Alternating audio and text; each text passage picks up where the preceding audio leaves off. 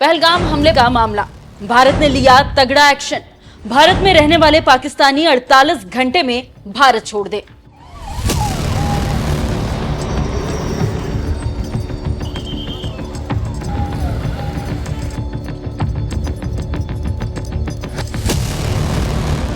नमस्कार, news express देख रहे हैं आप। आपके साथ मैं हूं खुशबू राय। पहलगाम में हुए आतंकी हमले में 26 लोगों की मौत हो चुकी है और अब भारत पाकिस्तान को करारा जवाब दे रहा है। हमले के बाद पीएम आवास पर हुई सीसीएस की बैठक में 5 बड़े फैसले लिए गए, जिसके बाद पाकिस्तान में चीख पुकार मची हुई है।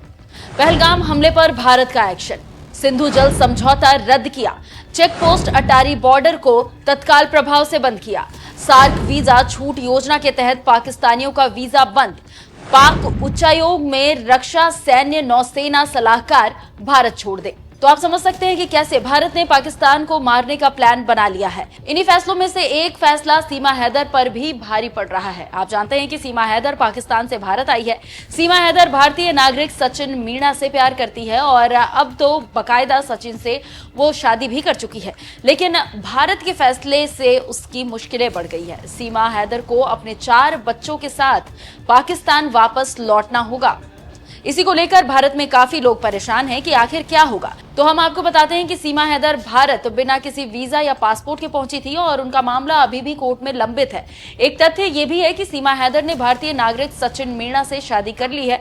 ऐसे में अगर यूपी सरकार इस मामले में सीमा हैदर के खिलाफ रिपोर्ट दायर करती है तो उन्हें बिना किसी वीजा या पासपोर्ट के भारत आने पर सजा भी हो सकती है या फिर वापस भी भेजा जा सकता है। हालांकि सीमा हैदर भारतीय नागरिकता लेने की इच्छा भी जता चुकी है, तो पूरा मामला यही है। इसी को लेकर सीमा हैदर के वकील क्या कहते हैं वो सुनिए आप। बहुत ही दुखद आतंकवादी घटना पहलगाम श्रीनगर में पाकिस्तान के द्वारा साजिश और षड्यंत्र के तहत हमारे निर्दोष निहत्थे जो सैलानी टूरिस्ट गए हुए थे, घूमने गए हुए थे, हनीमून मनाने गए हुए थे, कश्मीर की अर्थव्यवस्था को मजबूत करने गए थे और वहां पर दुखद घटना हुई, जिस संबंध में सीमा अपनी बेटी और खुद बीमार होने की वजह से अस्पताल में होने के बावजूद बहुत दुखी हुई, बहुत परेशान हुई, क्योंकि सीमा पाकिस्तान से सनातन धर्म ग्रहण करके नेपाल पहुंची थी। नेपाल में सचिन मीणा के साथ विवाह करके भारत आई, भारत में भी शादी हुई और शादी के बाद पिछले माह उसने भारत में एक बेटी को जन्म दिया है।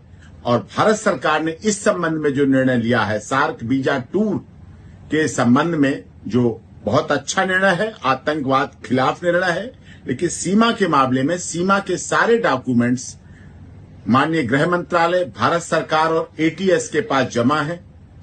माननीय महामहिम राष्ट्रपति जी का याचिका लंबित है। सारे आदेश जो सीमा माननीय अदालत ने दिए थे जमानत के दौरान, उत्तर प्रदेश की माननीय अदालत के द्वारा जो आदेश सीमा को जमानत के समय दिए गए, उनका पूरी तरह से पालन कर रही है। उसी आदेश के अनुसार अपनी ससुराल में रबुपुरा में रह रही है, कानून में विश्वास रख रही है। पूरी तरह से भारत सरकार, उत्तर प्रदेश की माननीय सरकार और माननीय अदालत का पूरी तरह से अक्षरशः पालन कर रही है और इसी तरह इस विश्वास के साथ कि पूरे आदेशों का भविष्य में भी पालन करती रहेगी। वो स्वयं इस घटना से दुखी है, अपने बच्चों के साथ है, शरण के आधार पर है। यही हालात उसके साथ भी थे और आज भी हो रहे हैं कि सीमा, सचिन मीणा और स्वयं मुझे भी पाकिस्तान के लोग यही षड्यंत्रकारी आतंकवाद में विश्वास करने वाले मारने का धमकी, काट डालने की धमकी, टुकड़े कर देने की धमकी, बर्बाद करने की धमकी मुझे और सीमा के परिवार और बच्चों को लगातार दी जा रही है, सोशल मीडिया के द्वारा भी दी जा रही है और इस संबंध में भी आगे कार्रवाई की मांग भी समय समय पर की गई है। लेकिन हम लोग सीमा, सचिन मीणा और वो पूरी तरह से भारत सरकार, उत्तर प्रदेश सरकार, केंद्र सरकार का विश्वास और उनके पूरी तरह से आदेशों का पालन करेंगे। पहलगाम की घटना से पूरी तरह से सभी दुखी है और माननीय अदालत का आदेशों का पूरी तरह से पालन किया जाएगा, शांतिपूर्वक, कानून में विश्वास रखते हुए। और सीमा, सचिन मीणा को भारत सरकार, उत्तर प्रदेश सरकार की सबका साथ सबका विकास सबके न्याय के साथ सीमा शरण के आधार पर आई हुई, क्योंकि सीमा को तो वहां मार डालने, काट डालने की धमकी दी जा रही, इस आधार पर यहाँ है।